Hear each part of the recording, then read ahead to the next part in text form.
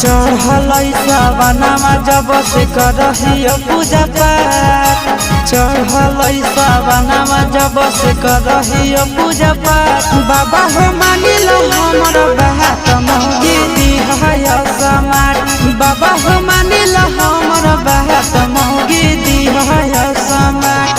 ए बाबा पहले सोमारी से जलावा ढारे के कर दिली है सटार, पहले सोमारी से जलावा ढारे के कर दिली है सटार। बाबा हो मानिल हमर बात मौगी दिहय समाट, बाबा हो मानिल हमर बात मौगी चाहिए समाट।